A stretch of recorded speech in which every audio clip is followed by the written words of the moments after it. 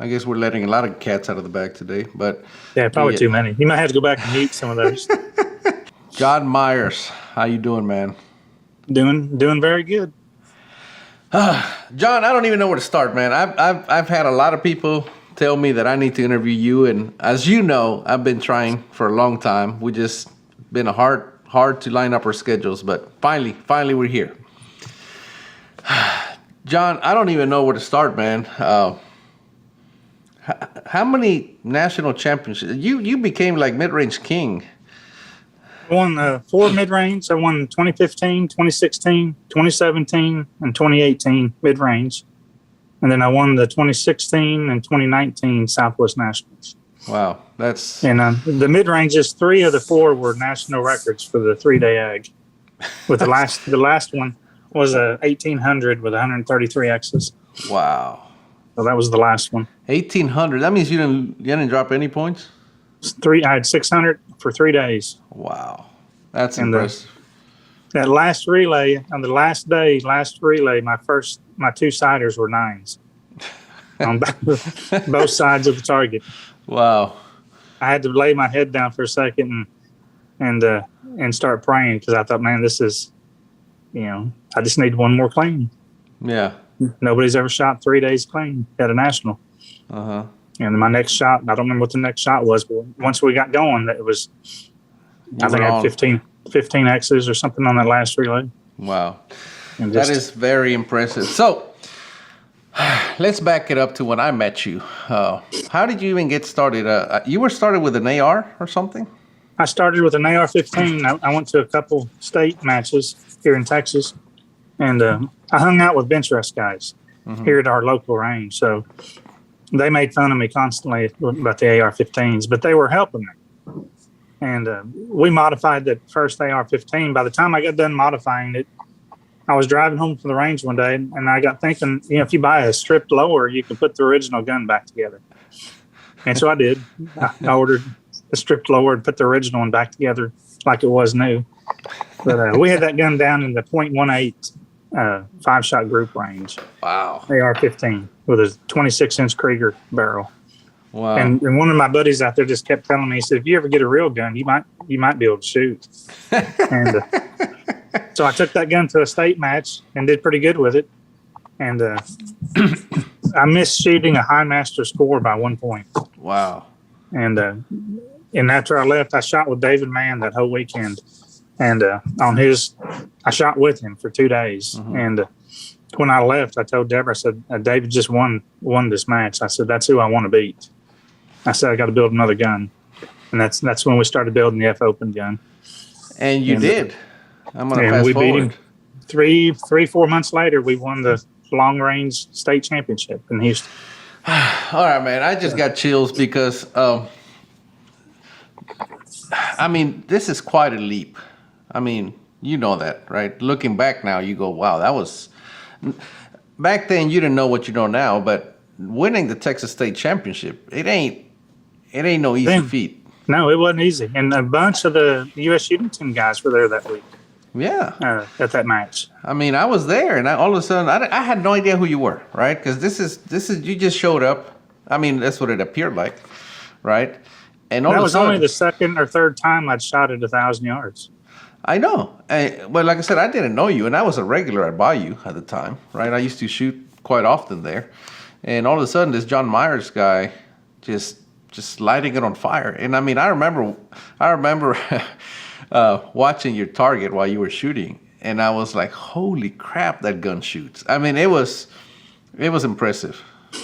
That was probably the best barrel I ever had. I hate to admit it, but I finally, when I got into the 300 WSM, I had barrels as good, but that first barrel was just unbelievable. The only way you could lose a match is if I did something wrong. And it was impressive. So you just. So what happened from?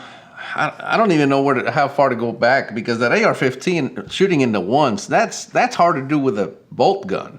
With a big gun, yeah. And I took that same gun out to the range probably 3 or 4 months ago just to shoot it because I hadn't shot it in 12 years. And I found some ammo in the cabinet loaded 12 years ago. And I shot 2 shots and I adjusted the scope and I did 2 shots. adjusted the scope, and then I did 4 shots, and it was .20. 12 years later, with 12-year-old ammunition, I thought, well, it still shoots. And I put it back, put it away. Quite impressive. And that gun had a tuner on it. One of my bench press buddies was laughing one day, and he said, "You need a tuner on that gun." I said, "Okay." And he goes, "Take the barrel off and bring it over tonight." And we threaded it for a tuner. That's what actually got us down. That's when I got messing with tuners. But that got me down to .18. Before that, I was at a 1/4 inch. Wow. And we put the tuner on, and it got us down to the .1 range. So, tuners, they are quite a it's like a cheat code, right? It's sometimes, and a 1/4 MOE gun is a good gun. Oh yeah. And people always ask me, well, do tuners make a difference? And I said, it'll change how your barrel shoots. I can't guarantee that it'll make them better. I just know that it's going to change it. There's this possibility that you are already there, but more than likely you're not. But you won't know until you throw a tuner on there, and Well, the problem with not having a tuner. So you get ready for a national championship. You drive 1,100 miles to get there, and your gun won't shoot. Yeah. Now what do? You can't. You're loaded. Everything's done. You have nothing. You can change seating depths maybe if you didn't already pre-seat, but you're done. Yeah. But if you got a tuner, you reach up and turn it one way. If it gets better, turn it again. If it gets worse, go the other way, and you'll find it. Yeah, you'll make it suit. And we have unlimited sighters. I did that. I had a rifle that just wasn't shooting very well, and it was the last day at nationals. I don't know which year, and I said, you know what? I'm just gonna tune my tuner during unlimited sighters, and I did. I shot like 25 sighters, and Jay Christopherson was scoring for me. And then I went ahead, and after I tuned it, I shot it clean, got a gold medal. It's so that was your first exposure to a tuner, and because you used tuner your entire time, you had the tuners. entire time, yeah. Every match I've ever shot, guns, including the AR-15, had a tuner on it. Now I didn't really know, and what's weird about the tuner on the AR-15, once I tuned it. Even the other day when I took it out and shot it, I never turned the tuner. It's still set at the original spot, and it's happy there. Now, I could probably tweak it a little bit. I could have probably got the group down a little bit more. But even 12 years later, on a random day, with 12-year-old ammunition, it still shoots. It's still in a happy spot. Yeah. And at the big matches, I usually turn my tuners. You see me doing it all the time. Yeah. Oh, yeah.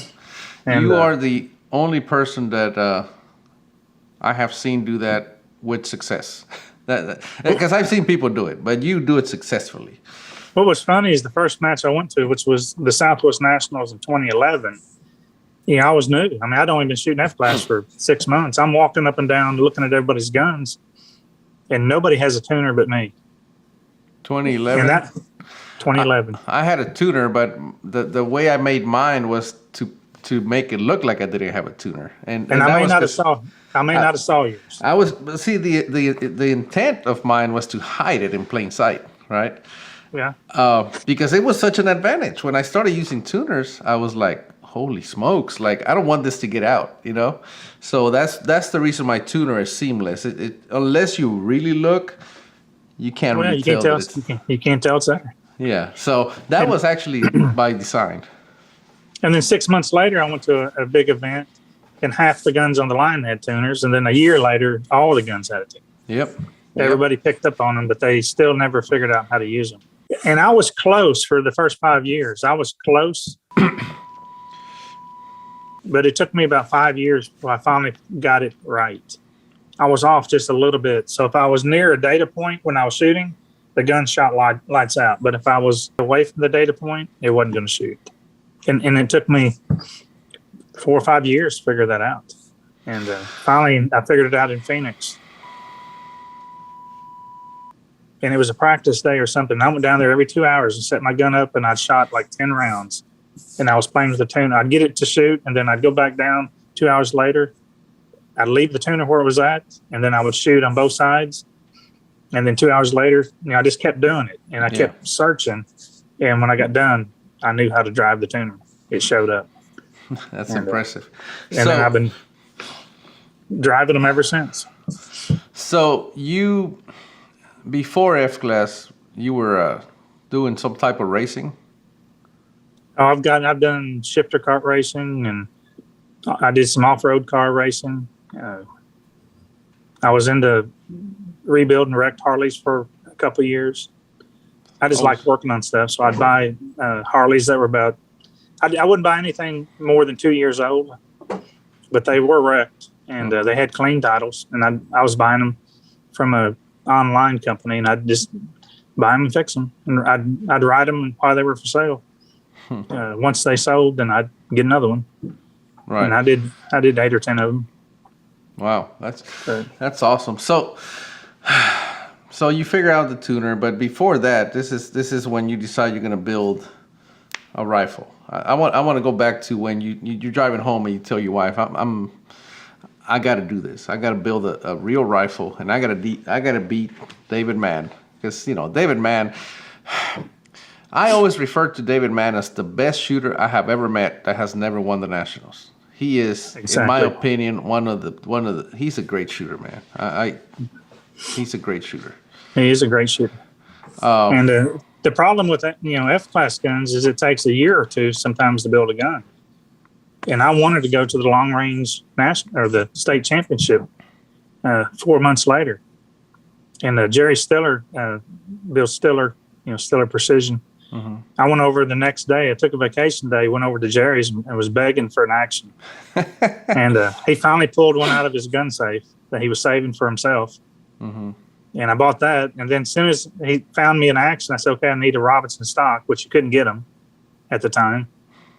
And I kept asking him, I said, what was you going to put this action in? And he goes, well, I've got a stock for me. And I said, well, you don't have an action now. I need that stock. And within a couple of hours, I left with I had a stock and an action in my hand. And before I left, I'd already called Bruno's and had a barrel heading towards my house and triggers. Mm-hmm. And within 3 or 4 days, I had all the parts I needed to build an F-class rifle. Okay. And it just worked out. And who built your rifle? Who built your rifle? Jerry actually built it for me. Okay. And then about a month later, I was up in Raton. I went to Larry Bartholomew's F-class shooting school. He did that 1 year. Uh-huh. And Speedy went in and did some.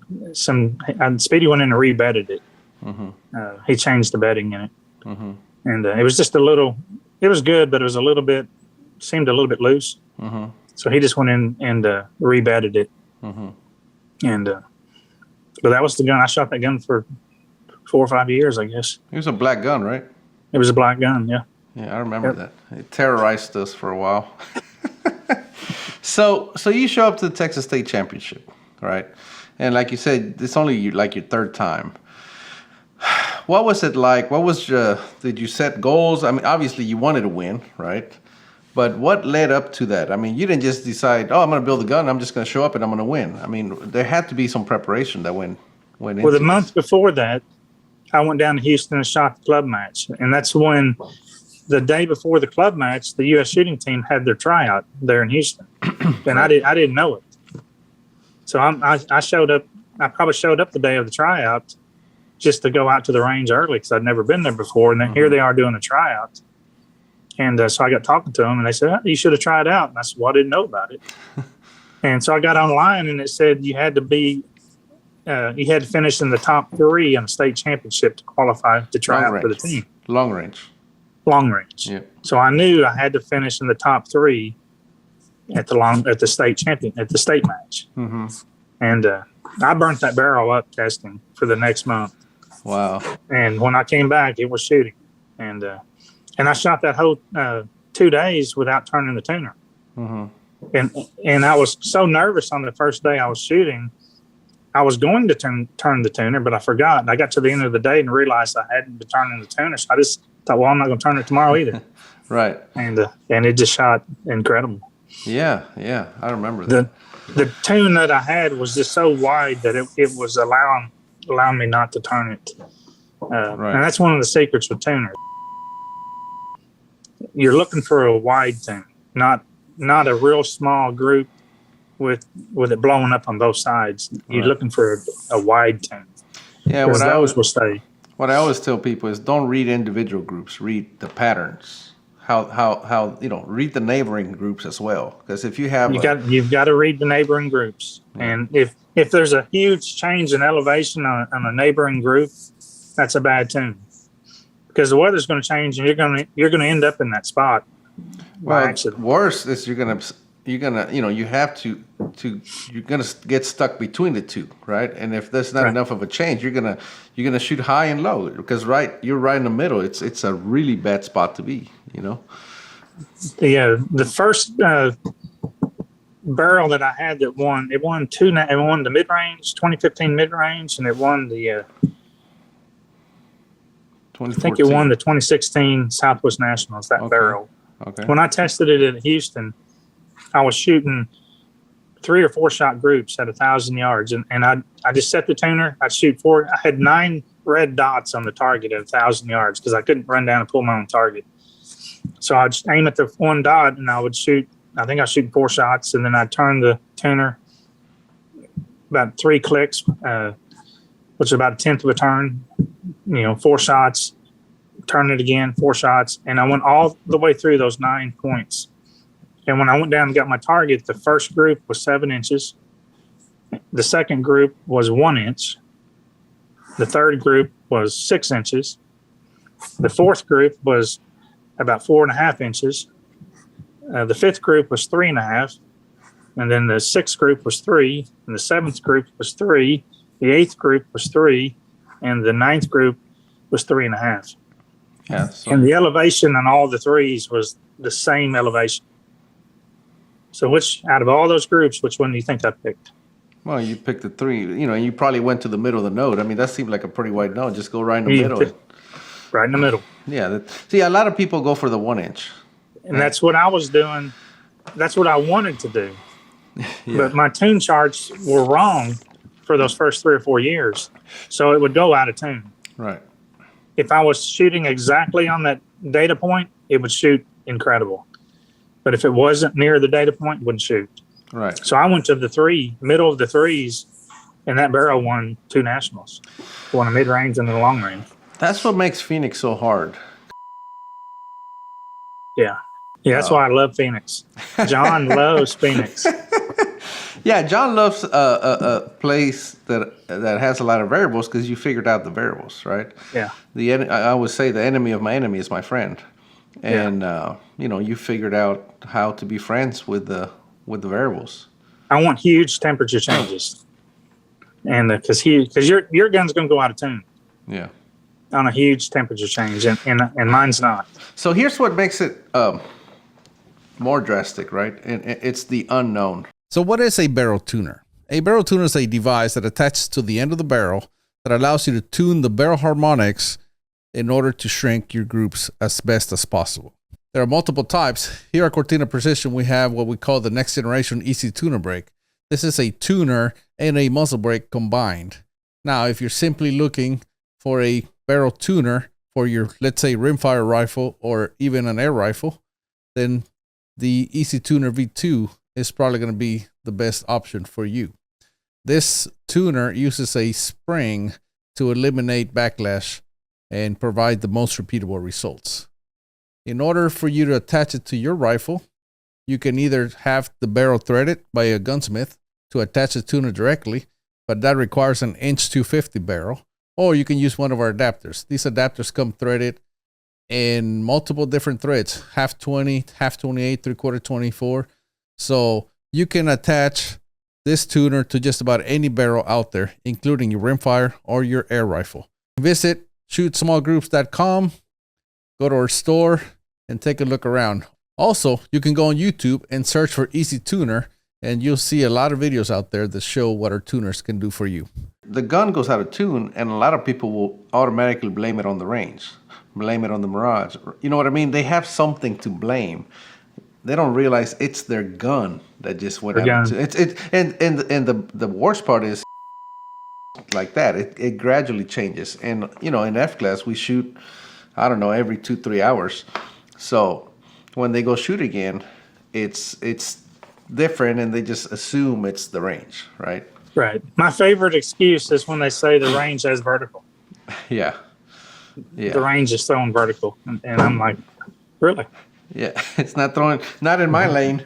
Yeah, my lane's okay. I noticed you always got those good lanes. Yeah, mine always, I don't have those lanes with vertical. So, you were always really quiet, really kept to yourself, and at some point, I just started. The way I approach is just start giving you a hard time. That was my way to approaching you. You know what I mean? And you took it well, and then you started dishing it back out, you know, at me, and then I just really enjoyed seeing you at matches because we would always give each other a little crap. But how did this conversation happen when you told me you told me that I had never beat you at a That was down in Houston, and Right. that was I dropped 12 points on the first day on the first match, and you dropped like 1. uh-huh. And I was just done. I mean, I was just thinking there's no catching up. Mm-hmm. And I almost got you. Yeah, you did. And I couldn't believe it. I almost caught back up. I thought you ended up what, second or third? I think so. Second. I think I dropped 1 too many points on my last string. If I dropped 1 and you ended up winning. So I probably was second on that match.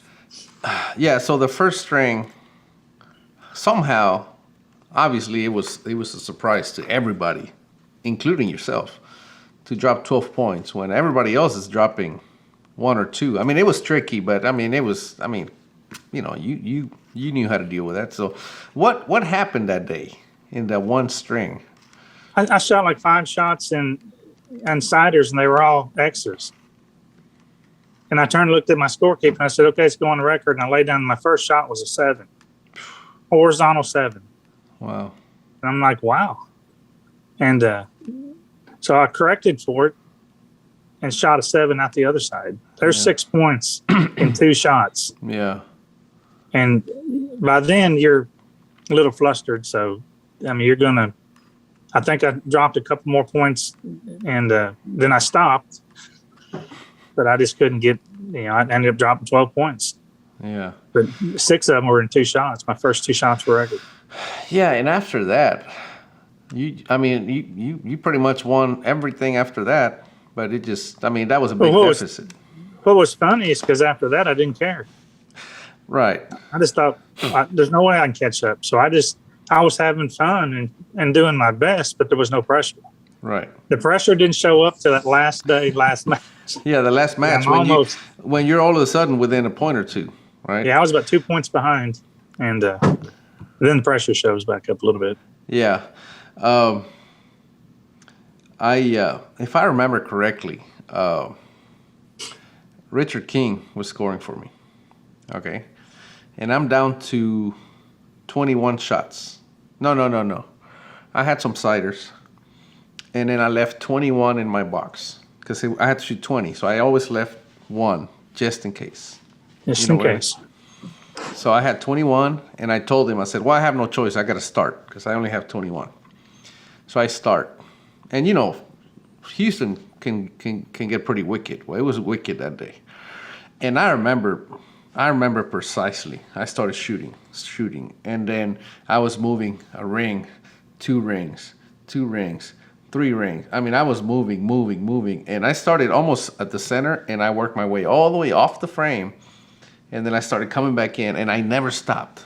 And I remember one shot I took, and the minute I shot, I was like, oh, that's going to be a 9. And I immediately loaded another one, corrected, and when the target came up, a 9 where I had called it, I knew I was behind. I got in front, and I just kept going. Long story short, I dropped 2 points in that horrendous wind. And I'm done. Last shot comes up 10 or an X. And I'm like, whew. You know what it's like when you finish the match and you're like, and you mathematically, you're like, I just won. Nobody could can catch me because I was 2 points ahead, and I'm like, there's no way somebody cleaned that. And even if they did, I had the X's. You know what I mean? Oh, I yeah. was like, there's no way. So mathematically, I knew I was in a good place. And then Richard King goes, "You got one more shot to go." And I look at him and I said, "Are you kidding me?" He goes, "Yeah, I am." Oh man. Oh man, he got me good that day. But yeah, but long story short, it turned out I think you dropped. I mean, you were right there too. You were right there. Yeah. You ended up second or third. I mean, I think so. you came all the way back. But anyway, at some point you told me, again, I was probably more likely giving you a hard time, and you told me that I had never beat you at a match that mattered. A match that mattered, yeah. The national. Yeah. And I didn't win a national for 2.5 years after that statement. Well, you didn't beat me for 2.5 years after that statement. I remember you would always say that that you cursed yourself when you did that. Yeah. Yeah, you did better at the Worlds when we went to Canada. And I guess you weren't shooting the mid ranges. I was still winning No. those. Yeah, no, I wasn't shooting mid range. I still don't. Yeah, because we shot the Worlds. Well, I won 3 Texas State championships in a row, Yeah. right? And you were there, so you couldn't get me there. Then we go to the Worlds. I beat you at the Worlds, and then we go to nationals. Remember Lodi? And I got 3rd, and you got 4th. Yeah. And then it finally the curse, I guess, broke, because then after that, man, you just lit it on fire. And then, so what happened? Did anything change when at some point? Because I mean, you were always a good shooter, but all of a sudden, you hit another gear. That's when I figured out my tune charts were off. And the way I do my tune charts, I draw them out on paper. And I was off a little bit. And I didn't figure that out until I was in Phoenix shooting on the electronic target that day, that practice day. Mm-hmm. And then I found it. I was off quite a bit. Mm-hmm.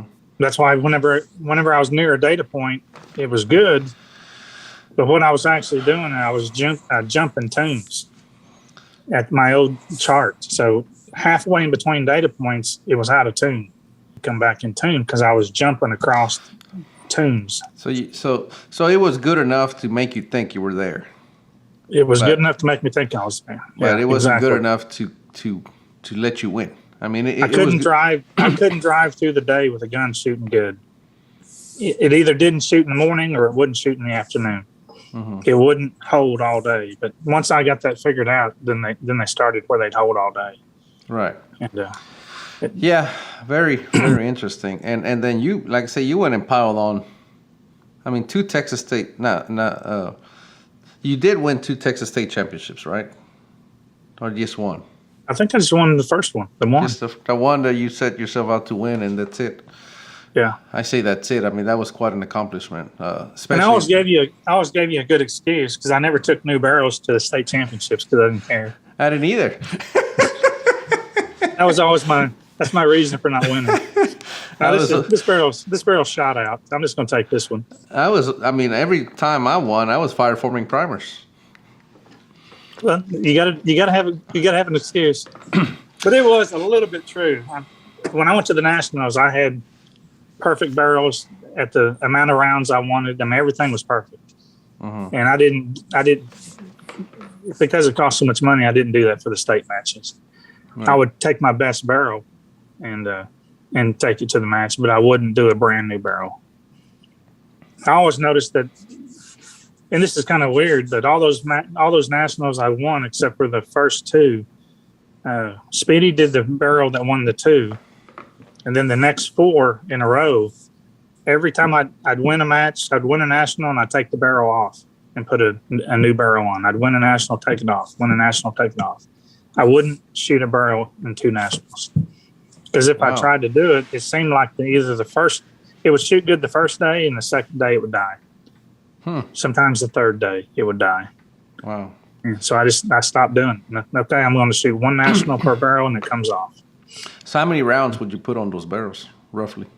600 to 700. That's it? When I take them off. So But I had my own lathe, so I wasn't, I didn't have to pay chambering fees, so I just had to Right. buy barrels. So And, let's talk about barrels for a bit. They shoot better. I'm going to say for the first third of its life, and then they gradually taper off. And that's the thing, right? It's not a light switch. And I have a barrel that I shot 1.25-inch group, 5-shot group at 1,000 yards. 4 of those shots were 1/4 inch. The 5th one is what opened it up to 1.25 inch. And it would shoot 3.5 inches, 10-shot groups, 4-inch 10-shot groups, 2.5 inches vertical, and it was just little wide. 1,000 yards, right? But it shoot consistent 4-inch groups, 2.5 inches tall. And now don't get me wrong, it's still a good barrel, but now it does about 5.5, which may still seem good, but it's not. It's hard to win with those barrels. It's still a really good barrel. if I'm going to a national, I'm going to win. And a lot of people thought, I wasn't very friendly at matches because I wouldn't talk very much. But I was there to win. That was my only focus, was to win. I went straight back to the hotel. I was prepping bullets for the next day. I was getting my guns cleaned. I was trying to figure out what I did wrong that day and trying to correct it. Messing with my tune chart. And then I go to bed. Everything was about doing my best the next day. Right. And but the barrels are the same way. I thought the barrel shot the best between 300 and 600 rounds. So when I went to the national, that barrel had 300 rounds on it. And they'll shoot incredible 4 to 5 days. And when you get out to that 5th day, they just die. Yeah. As far as their ability to win the match, they're still good barrels, but the odds of you winning now just went away. Well, as you know, F-class matches they're won by X's sometimes, right? Exactly. You touch on the world championship. I don't look at scores during the match, but afterwards, especially the world championship, I looked at scores. And on team day, I looked at all the team shooters for, worlds. There was, nations left and right that brought their top shooters, right? And you were with Team Texas at the time. Mm-hmm. But I looked at your scores. You had the best score for everybody in team day. On the teams, did you realize that? And I was shooting my backup gun. But did you realize that? Because my scope went bad on my primary gun, and I didn't really have a way to change scopes and get it sighted back in the way I sight scopes in, which it's a pretty long process. Yeah. Getting them right. So tall target. Yeah, tall target test and everything. Yep. Yeah. We just covered that on our members. On my website, I have a members area, and we just spent 4 episodes on mounting scope. Very, very important. It's more than most one of people those think. things. It's one of those things that it gets overlooked quite often. And everybody wants to focus on the load. But you may have a Hummer barrel, and you may have a scope that's mounted incorrectly, and you just wasted that entire barrel, or you might be throwing away championships simply because you didn't want to take the time to mount a scope properly. I think the scope's one of the big things overlooked, and your front rest and your rear bag is huge, hugely overlooked. I have the same bag I've had.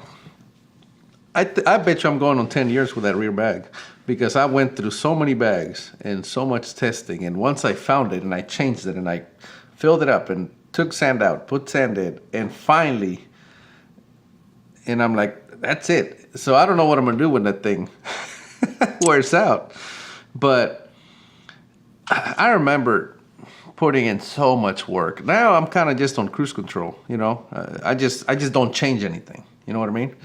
Mm-hmm. But you told me a story about where you couldn't get your rifle to shoot.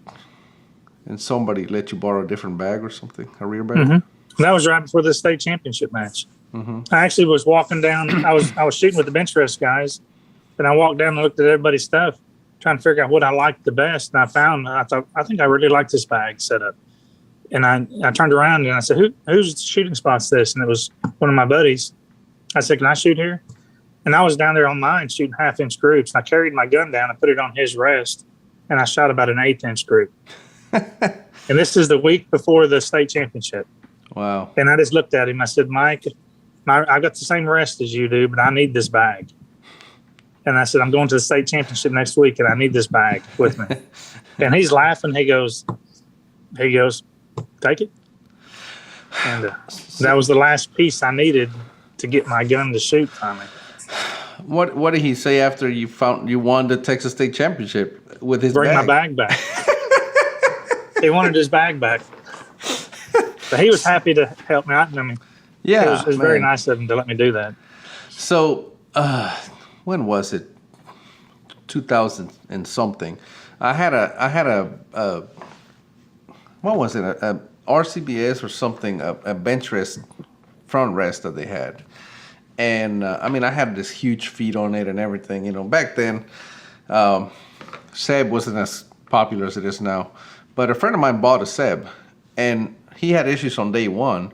And I shot, I don't know, kind of my normal scores, which was kind of on a Palma day about 430s, 438. You know, I dropped 7 to 10 points. That was just kind of my regular, right? My normal. As a new shooter. I mean, I was trying, but I couldn't get better than that. Long story short, he can't shoot the next day, and he had a Seb rest, the original Seb, and he says, "You want to borrow my rest?" He goes, "I'm leaving. You can just keep." I said, "Sure. You know, I'm already out. I'll play with it. It's pretty." I shot a 448.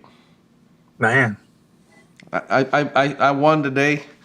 And I shot a 448, and I dropped those points at 900. I cleaned 1,000, and I thought, guess what? I bought the next day, a Seb rest. You know, Yeah. And that's when it hit me. That's when I realized, holy crap, it's very important. I need good equipment. You got to have good equipment. And one of the things people don't realize, if you look at your gun set up on the firing line, and you look at the back of your bag, and if you just say, okay, where the gun sits in the back of the bag, that's the pivot point.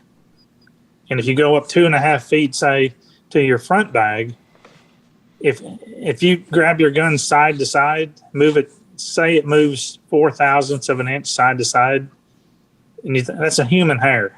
All right. And you think, well, that's okay. But if you take 1,000 yards, which is 3,000 feet, divided by 2.5 feet, I think that's about 1,200 times that by 4,000. Yeah, I'll tell you what it is. Should be about 4.5 inches. 4.8. Oh, you're off by of random movement you just put in your gun for windage. Yeah. You see how important that is? Very, very important. And that's just 4,000s. What if it's 10,000s? Some people like to say, well, I like my gun to free recoil. I leave mine a little loose. Well, I just smile. Okay. Right? Like, good job. Yeah, that works. Yeah, if it works for you. Yeah. So speaking of that, were you a hard holder, or obviously you don't free recoil? I assume by that statement. I try as hard as I can not to touch the gun, except on my shoulder.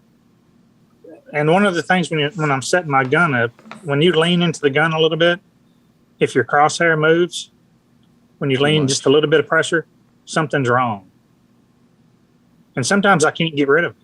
I mean, sometimes I'll move my bag, I'll change my angle. But if you've got to get to where you can just push with your shoulder a little bit with no movement in your crosshair, none. And once you're there, you'll be surprised on how good your gun shoots. Because if it's moving when you push it a little bit, the second that gun fires, it moved. It's the opposite. I mean, you pushed on it, it moved. When it pushes on you, it moved. So you got to be able to lean into the gun and see no movement in the crosshair. And it's even better once you fire the gun and your shoulder pushes it back forward. If you don't end up exactly where you were aiming on the target, something's wrong. And sometimes you'll see me down there fiddling with my gun because something's wrong. And I'm moving stuff. I'm picking up my rear bag and brushing the rocks out from under it. I'm doing something's wrong. And once I get it set up to where it returns the battery every time, and I can lean in it just a little bit, it shoots incredible. I've seen you break down your entire setup and start over. Something was wrong. And I could just lean it into the gun. That's usually what I'm looking for. You push on it with your shoulder a little bit. If that crosshair is moving to the left or right, it's wrong. Something's not right. It can't do that. Right. And because that's a huge, I mean, and it might move 4 or 5 inches when you do that. And I'm not pushing that hard. Right. So when I lean into the gun just a little bit, but I'm not pushing real hard. I'm trying not to upset the gun. And the only other part of my body that is touching the gun is my finger, my trigger finger. And I have a separate bag sitting under my hand to support my hand so that I can just pull the trigger, just my finger. Mm-hmm. So I got light pressure on my shoulder and my fingers touching the trigger. That's it. Any other, I see people gripping it with their hand. If you can't grip it with your hand exactly the same every shot, you've got problems. Yeah. And you're probably going to have vertical problems. That's how I shoot. I grab it, but it took me a long time to learn how to shoot it consistently. I mean, a long time. That was one of probably the hardest things I had to do. And I started having to grip it when I went to Magnums. Back in 2013, we were required to shoot Magnums on the U.S. rifle team. And I couldn't free recoil Magnum. I just couldn't. So I said, well, I guess I'll grip it. And I started gripping it. But I spent probably a whole barrel's life worth of training at 100 yards, shooting groups. And it's just the most minute thing. But now I'm pretty confident. I can shoot. I can lay down, like I say, with my rifle and shoot good groups. But it was a lot of work. Well, it was a lot of work because you're trying to do something difficult. Right. That's probably what it is. That's the problem. You were trying to grip the gun, and you have to do it exactly the same every shot. I went the other route. I wanted the front bag to grip the gun. So I see everybody on the firing line with these white slick bags on the front of their rest, on the front rest. Well, it's not gripping nothing. I've got the roughest, coarsest bag I can get on the front. And I've got that thing, it's like a vice. Mm-hmm. I've got it clamped. It's tight. That's how I run mine. If you know how I know when it's not tight, because it kicks harder, and I'm like, I forgot to tighten my bag. Tighten it down. It literally reduces the recoil. Yeah, and that's what I'm trying. I want that front bag to help me with the kick. I had to actually modify my ears on my Seb to help with that. And of course, I didn't tell anybody. First time I'm telling anybody. But I modified mine too. Mine's all. But one day I was shooting with Brian Bowling, and his gun was shooting tall. It was shooting so bad that I offered him my gun. I said, man, I have another gun. You can shoot my gun, I like Brian. He's a good guy. And good guy. I know he doesn't like to shoot bad. I don't think none of us like to shoot bad. And he was just having issues. So anyway, I go to the pit and I come back. And I said, you want to shoot? He goes, no, I'll shoot this one. And that thing was tight. And I'm like, of course, he shot great. And then I asked him, what the heck did you do? They said, did you turn your tuner? And he goes, every time I shoot with you, I learn something.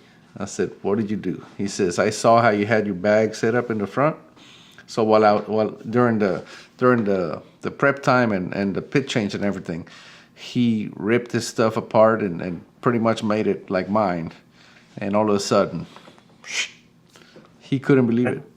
That front bag setup is very, very important if you want to win. Very important. Yeah, only if you want to win. Only if you want to win. I love Seb breasts. I love them. When I got my Neo, I had to modify it in the front, and it was causing the gun. I couldn't keep the gun tight. I'd shoot 4 or 5 shots and the gun's loose. I'd reach up there and I'd tighten it down. Yeah, because the sand would migrate. Yeah, And if you take the front bag out, I don't know if I should tell everybody this, but I'm not shooting now. If you turn the side adjustment and look at what it was doing, instead of it had those steel plates and they were pushing like this. Yeah, it pushes it's actually picking the gun up, and it wouldn't stay tight. So I had to take that plate and take the screw out and flip it upside down, re-drill it, and put it in the other way. Now it was going this way. Yeah, I made mine different, and same deal. I had a different problem. Well, I had that problem because I had to get it really tight. Because obviously, it's funny that you and I both found out the same thing because we like to tighten it, and when you tighten it, it pushes, like you said, it pushes the gun up. And a few shots, I had to reach up there every 3-4 shots, and that was part of my process. Reach up there, tighten the bag, reach up there.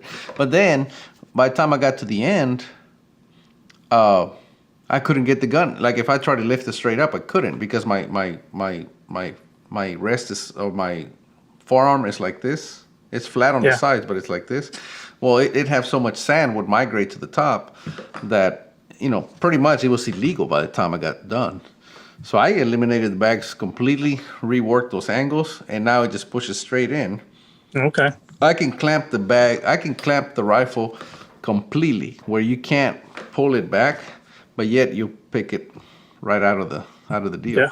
And that from that day it just went away, like my issues. You got to modify pretty much everything. I mean, I think the sub rests are the best rest out there, but I had to tweak it just a little bit to fit that Magnum. Well, some guys are going about it a different way. They're having this rest, not the rest, but the stocks with really tall sides, and obviously that helps. But mine only has a flat about this much, and obviously it's at the bottom, so it'll push it up. Yep, that's how mine is. Mine's about a 1/2 inch on the side, and then it dishes in. Right. So you still shooting that? Well, you had that Robertson, but now you went to the Speedy stocks. Yeah, I went to the Speedy stocks. Yeah. So all 4 of I built 6 F-class guns, and the first 2 were Robinsons, and then the next 4 were Speedies. Speedy. Yeah. So, what was it like when you started dealing with Speedy? Because I think he helped you quite a bit. Oh yeah.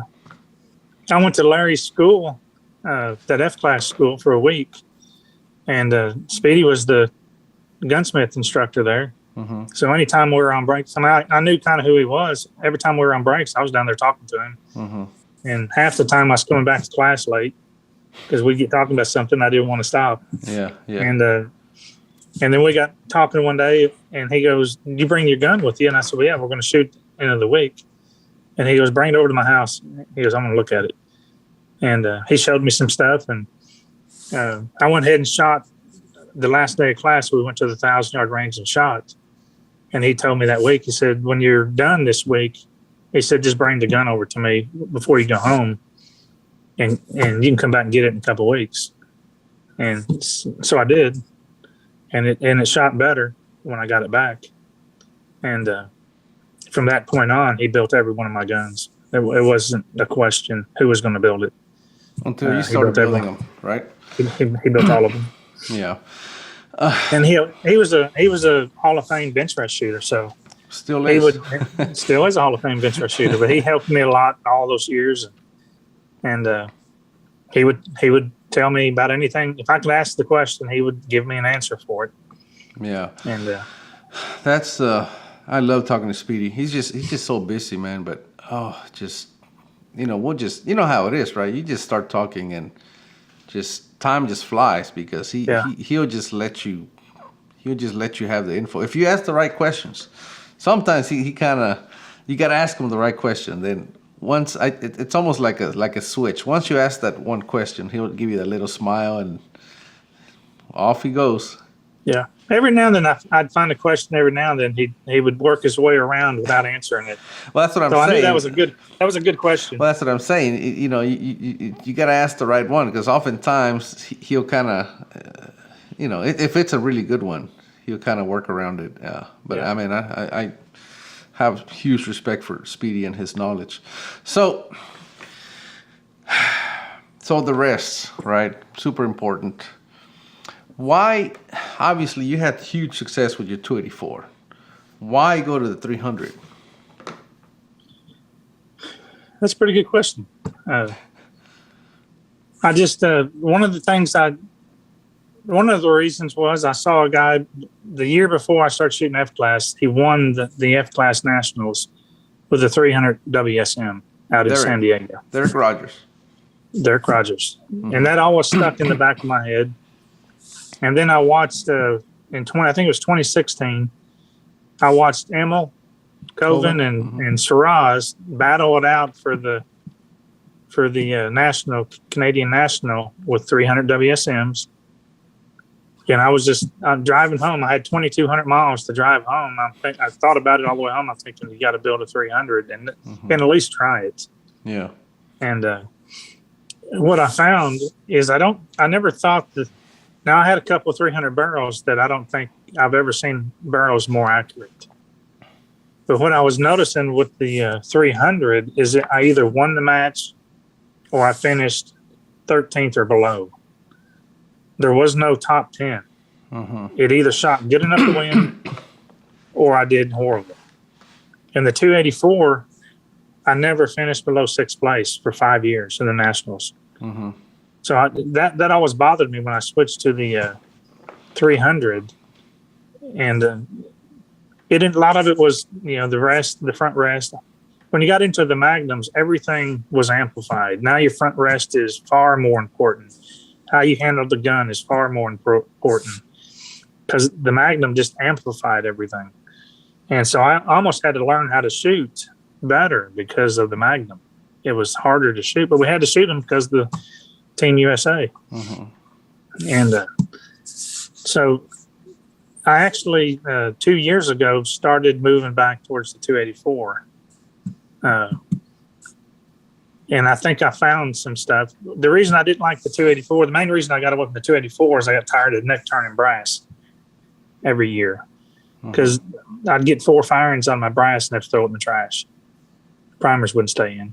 And I was just tired of throwing Lapua brass away after 4 firings. And I knew if I went to the Magnum, I don't ever throw brass away now. My 300, I sold one of my 300s a couple months ago, and I sold him all the brass and dies and reamers, sold him everything that won those last 3 nationals. And that brass was perfect after 9 firings. Wow. And the ESs were still good. When you size it, the headspace on the brass was perfect. I mean, the brass was getting better and better.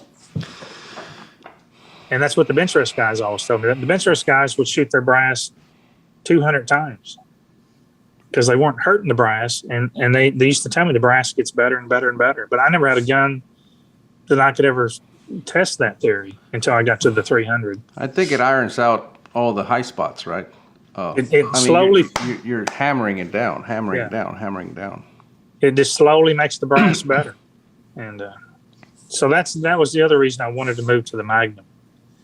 And I think it was a good choice. When I just told you I moved back to a 284, it's actually a Magnum case with the same volume, same water volume as a Shaheen. Took me 4 years to find the case. I finally found it. That sounds like a 7 PRC. That's exactly what it is. It's a 6.5 PRC necked out to a 7. Yeah, I have one. I have one coming. A reamer. Yep. Yeah, it's. I think that's going to be the next big thing, the 7 PRC. I think so too. I mean, because we know the 284 shoots. We just needed a case. We needed a case with the same volume that was a Magnum. And well, it's just you just want the fatter. There's, I guess we're letting a lot of cats out of the bag today, but yeah, probably too many. You might have to go back and mute some of those. It's gonna be hard to put this toothpaste back in the tube, but I know of a few 7 PRCs that've been out for a while now, and they shoot. The one gun, I'm selling all my stuff, F-class stuff. When I'm when I'm done selling, I'll still technically have one gun, one front rest, one rear bag, and everything I need to go to a nationals. Mm-hmm. So I'm selling out, but I'm keeping one of exactly. I'll still be able to go if I decide I want to go to a national again. I'm not sure I'll ever go again, but Mm-hmm. I can. And that's the gun. Yeah. That's the one I'm keeping. Yeah. It's proving quite impressive so far. Yeah, Uh, you'll like it. well, that's my next one. It was shooting. It was in the .1s and break in. Mm-hmm. The last time I haven't shot my F-class guns in probably almost a year, Yeah. but it was in the .1s, Yeah. .13, .15 groups. Yeah. As I was breaking the barrel, you know, shooting 3 shots, go clean the barrel. Go shoot 6 shots, go clean the barrel. Shoot 9 shots, go clean the barrel. Mm-hmm. So it wasn't the optimum time to be doing powder testing in groups, but I was just doing it for fun. Right. Right. And because I loaded 50 rounds and I had 3 different powder charges, and I was just, playing. Yeah. But it was shooting good. Yeah. You get the speed, you get the low pressure, you get the good brass life. I mean, Lapua's got brass now. Yeah, I don't have Lapua brass yet. I still got the original. Yeah. I think I had Horner Day. Yeah. No, Still shot good. Lapua released the 6.5 PRC brass. And like I said, I think there's a lot of cats being let out today, but they're out there, and I know of them, and I know how well they're doing. And I think that's going to be our next big one. When we watch the video, if you get to that conversation and then we hear a beep, we'll know what you were doing. So you like to tinker, obviously, right? You're always looking for the next big thing, even though you were winning. What is that just in your nature that you're just never satisfied? Yeah, I think I can do better. But it's like, I did enough racing and stuff in the past that if you weren't trying to stay ahead of everybody, you were going to get left behind. And you see that. You see a lot of good shooters out there that stop doing load development, and they just load the same load they've been loading for 6 years, and they ignored the fact that powder lots change your velocity and, all that kind of stuff. And they stop winning. Yeah. So you've got to stay ahead. I was always just trying to find, and that was part of the fun for me, just trying to figure out new things. I'm an engineer. I hate to admit it, but I am an engineer, and I like coming up with new ideas. And there's stuff on my guns. People didn't notice, but in 2016, I started putting a wooden box in my shooting cart. Mm-hmm. And that's where my guns were at. So I'd take the gun out of the box. The coffin. People were calling it the coffin. Yeah. It was there so you couldn't look at my guns. That's the whole reason it was there. I'd take the gun out. I'd go to the firing line. All the top shooters are on the same relay. So you're over there putting your gun set up. I shoot my 7 minutes, and I take my gun and put it back in the box. There's stuff all over my guns that are very important. You didn't want nobody to see. Didn't want them to see it, because the second you looked at it, you go, I know exactly what he's done. And I didn't want people to see it. So I just carry it right back, put it back in my box. And, I remember one day I walked up to you, and I noticed that I'm going to call it a toe strap that you had on your front rest. Right in the middle. What? A toe strap. It was like a nylon strap right on your front rest, right in the middle. Oh, yeah. To keep it from crowning. Keep it in the back from crowning. And I looked at I just looked at it, I said, oh, that's a good idea. And you're like, give me that. And you you hit it. Oh, that was funny. Threw a towel over the top. Yeah, or something. I probably was just messing with you. Yeah. Because it was the rest was in plain sight most of the time, but I was probably messing with you. Yeah, but probably. See, it's what gets me every time. Probably. Yeah, so there's I'm gonna admit I'm one of those that lately for the last few years has kind of just took it easy and go, you know what, this works. I'm just gonna keep doing this. I just the 2017 cycle really burned me out. Leading Yeah. up to the 2017 cycle, it really burned me out. It's a lot of work to shoot well. It's a Yeah. lot of work. It's a lot of And work, a lot of money. I mean, my goal was to do well at Worlds, right? And then a month later or so, I went to Lodi, and that was I said, okay, I'm gonna shoot Lodi, and then I'm just gonna take it easy, and I did really well in Lodi as well. And then after that, I just kind of been just relaxing because the next World Championship they keep pushing it back, and I don't know. Hopefully it'll happen next year, but now I'm like, okay, it's time to get back into it. You know what I mean? It's time to, because you don't decide you're gonna go win a World Championship or even any big match. You don't decide the month before. You have to decide. The work has to be started 6-8 months in advance at least. oh, absolutely. And that's where I'm at. I'm like, okay, it's about time to start. And if you got 3 or 4 guns, you almost want to test all 3 or 4 of them with brand new barrels, and see which one's the best. I mean, you got to take your best stuff, and you got to figure out which one's the best, which one's going to shoot the best. And Yeah, and the problem with Worlds, as you know, you're going to be shooting for about 6 or 7 days. yeah, And Yeah. and as you pointed out already, it's really hard to keep a gun in tune for that long. 6 days, I'd have to take 2 guns, Yeah. and because it won't make it. It won't make it 6 days. So since we're letting cats out of the bag, World Championship 2017, I took one rifle, and I shot the same thing all the way through, teams and everything. Okay, and Was it a 284? that's Shehane. Yeah, 284 284s will go. A 284 will go. If you got a good shooting 284, they'll go 1,500, 1,800 rounds. Well, Depending on if your velocity is not too high.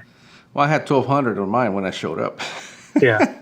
But during the nationals and the Team USA team match, I realized I fell out of tune.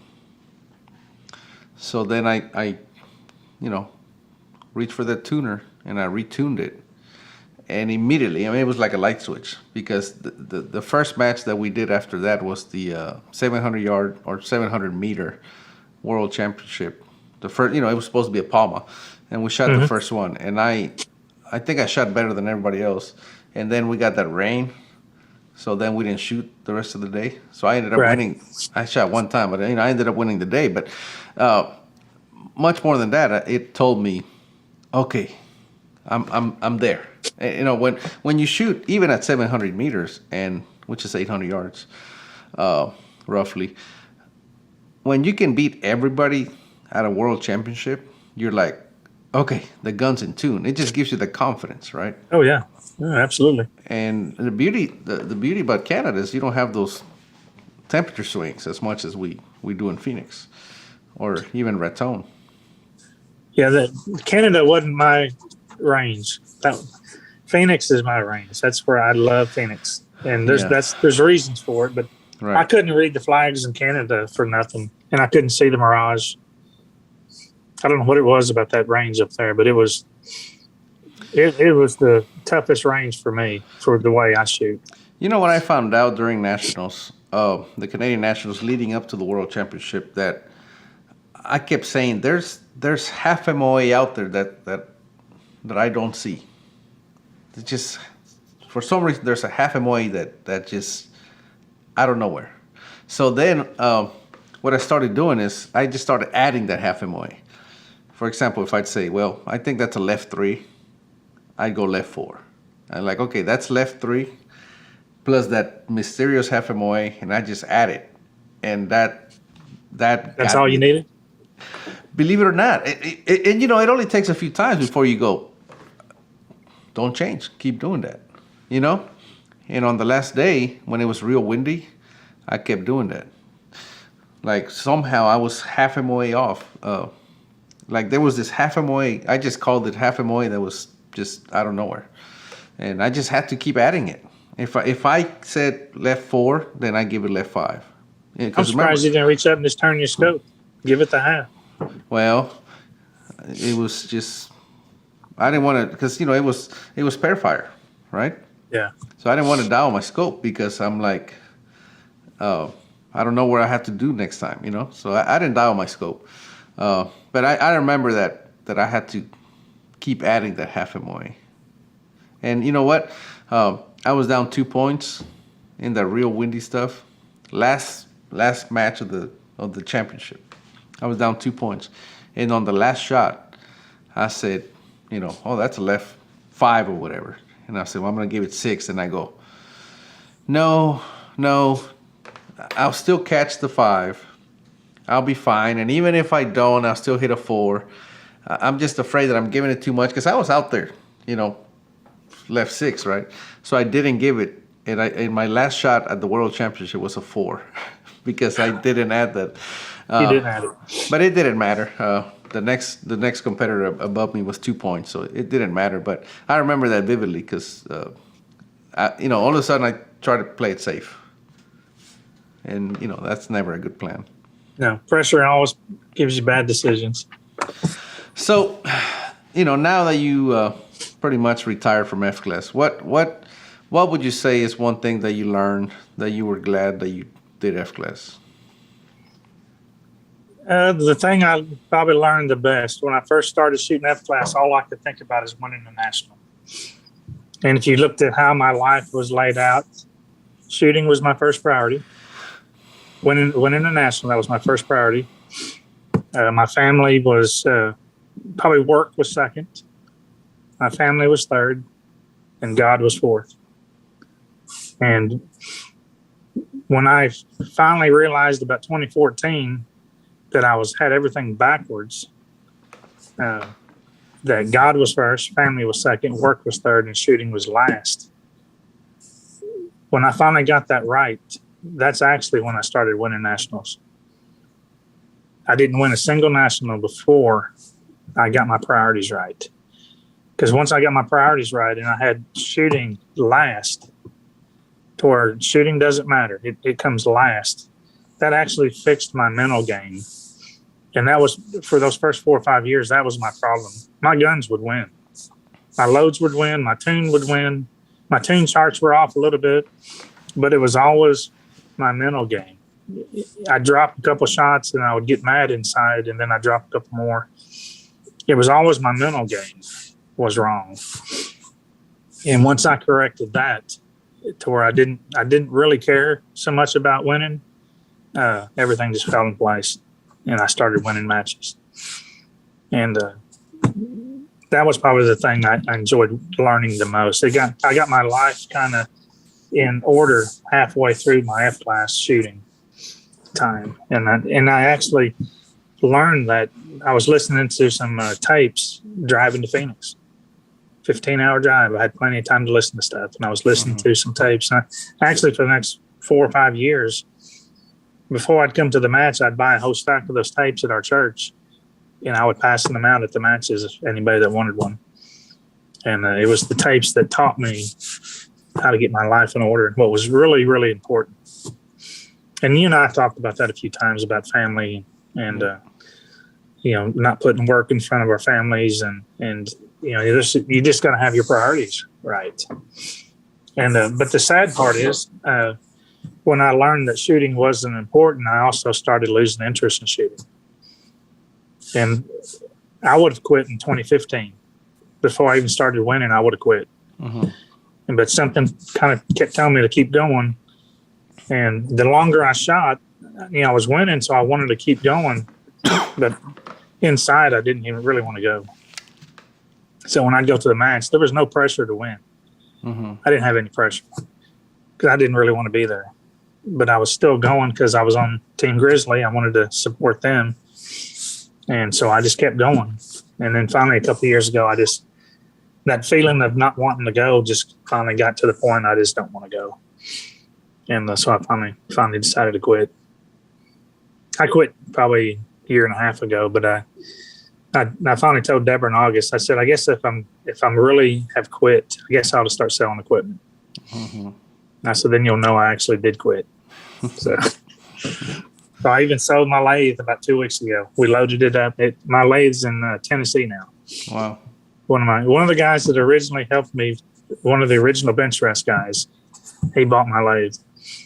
And but that was probably the thing I most enjoy about F-class shooting was those long drives to the matches and getting to listen to audio tapes. And I actually, for a couple of years, had the entire Bible on a jump drive, and I would listen to the Bible driving to the matches.